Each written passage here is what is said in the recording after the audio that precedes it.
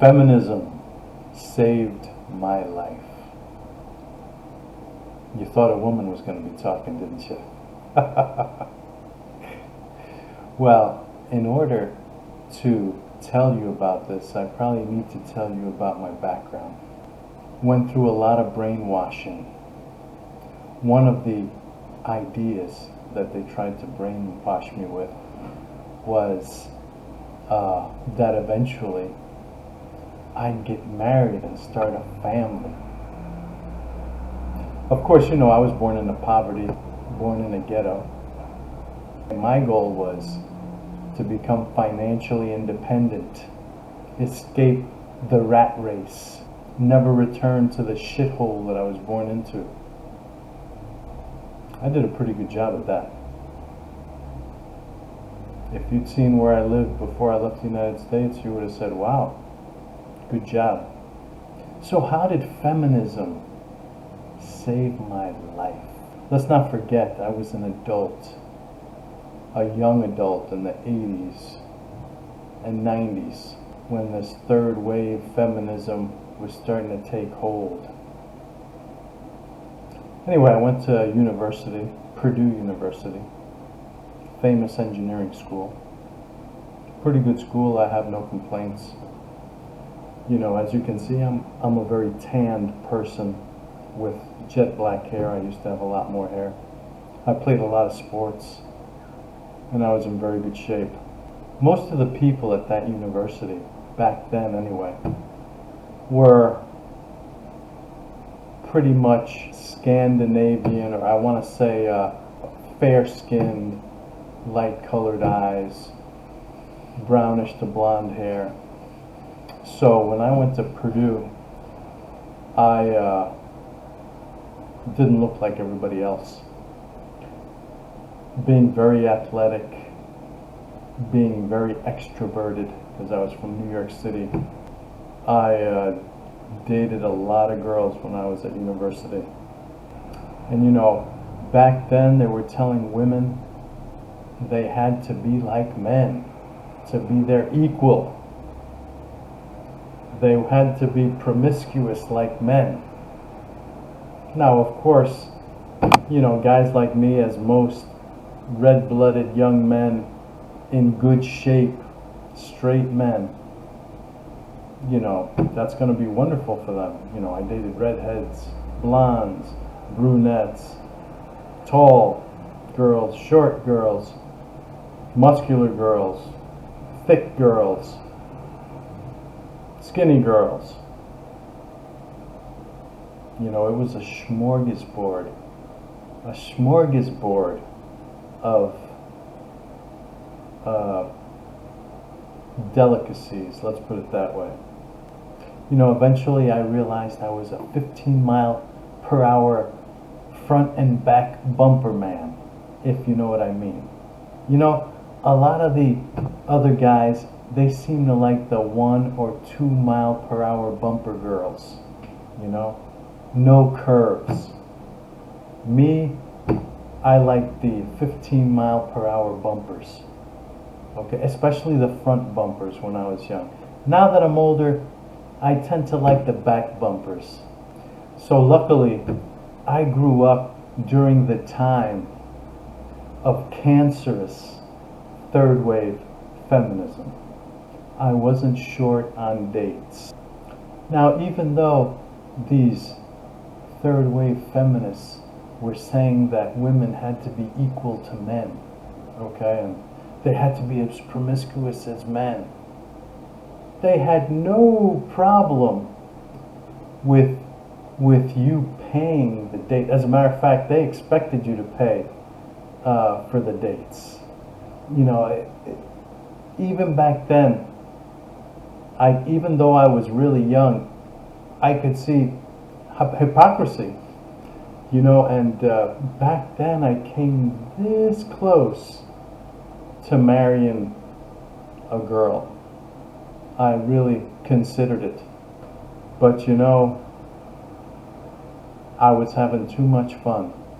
And most men, if they could have relations with many different women. You know, it's very hard to get married when something that comes down the road looks a little more interesting. I grew up in a nuclear family, but my family wasn't exactly normal. You know, my mother basically tortured my father, just harassing him, nagging him, always telling him he wasn't good enough, always saying she should have married this other guy who became a policeman. Oh, just a whole bunch of nonsense. How that man never left her, I'll never know. I left home when I was very young, so I'm not exactly sure of the ages, but about 56, when my dad was 56, he wound up going into a mental institution. You know, I grew up very poor, so I think it was a combination of the financial stress he was always under from having 3 kids, and the 3 kids being born in a ghetto, being very poor, and also the constant nagging that my mother did. So my dad went into a mental institution about 56. He would die at about 63. Now my mother, she lived until she was 92. I'm 100% sure that she was one of the leading causes of shortening my father's life. So I'll be damned if I'm going to allow that to happen to me. I was not about to live on anybody's plantation. And I'll tell you what, if feminism had not occurred, it would have been a lot harder, and I would have stood out a lot more staying single my whole life. But I think most men started waking up to how unfair this third wave feminism is, and how unfair the court system is to men when they get divorced. So that's one way feminism saved my life. Then eventually I started thinking, you know, having a family and kids, that's not my dream. That's a woman's dream. Why should I enslave myself to give somebody else their dream? I want to chase my dream. And my dream was financial independence. And I wasn't going to get there getting married and raising kids. And then when you see all the legal, financial problems you can get into by getting married to the wrong person, not a good idea. So feminism just made staying single for a man a normal response. The feminists wanted to tear down the nuclear family. So why then would a man want to get married? And you know, if you look at the history of the United States, since the 1960s, the feminists have accomplished the destruction of the nuclear family, which has led to all kinds of social problems. The increase in homosexuality, the increase of people wanting to be changed sexes, wanting to be trans, homelessness, drug abuse, crime. I just don't understand the concept of men wanting to get married. I mean, you're all already getting sex, you know, and that's really what men want. They want to have a good time and they want to eventually have sex. So what's the reason why you'd want to get married? I mean, if you really love somebody, just date her and be with her. And that's what really happened in my life. I would fall in love with women, you know, sometimes in my life. Things would be smooth sailing until what? Until they'd say, I want to get married. You know, in my life, 4 different women have asked me to marry them. That tells you something. Anyway, it's a good thing I never got married, because I might have been stuck in the United States. And being stuck in the United States is not a good thing. You know, I saw a report recently that in March they stopped accepting renouncements of people renouncing their citizenship, their U.S. citizenship, because of the pandemic. Yet in only those first 3 months, they had the most people of any year renounce their citizenship. And we're not talking about poor people. These aren't like the poor immigrants that come to the U.S. looking to make minimum wage. Okay, these are educated people with money that are renouncing their citizenship. So number 3, it would have made it that much harder to leave the United States and renounce my citizenship.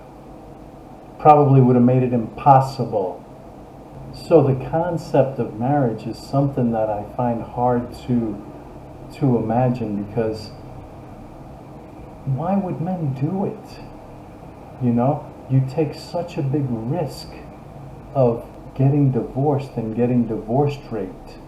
The court system is rigged against men. So you'd lose at least half of your stuff. Unless of course you're poor, and then it doesn't matter. Not to mention all the wasted time in the legal system that you'd incur. And you know, I've been in long-term relationships. I don't particularly enjoy somebody telling me what to do. Always having to report back to somebody. Now, I can see why women want to get married. Women are the ones that want protection. Women are the ones that want you working so they can be spending. And that's why feminism is great.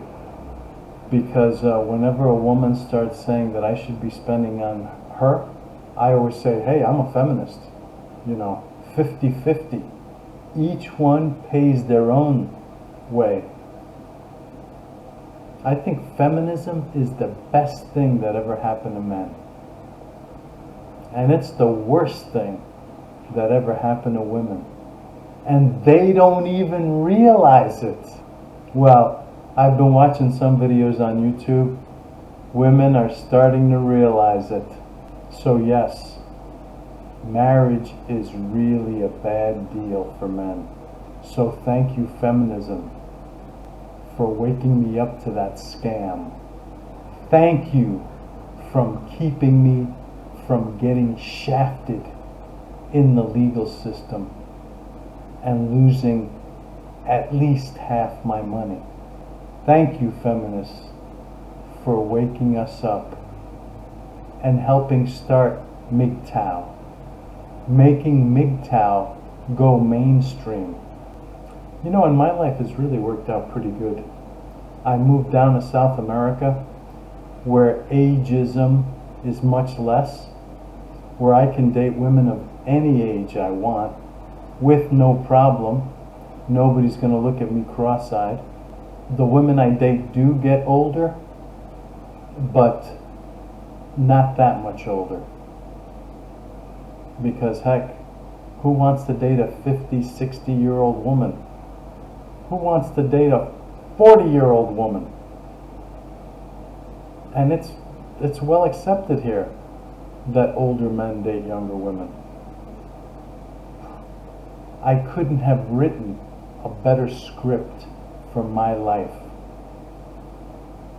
I escaped poverty, became financially independent, left the sinking ship that is the United States. And now I eat natural food at a fraction of the cost. And I've never been healthier. Life can't get much better than that. Well, I better wrap this up. I gotta go play volleyball. Have a nice day.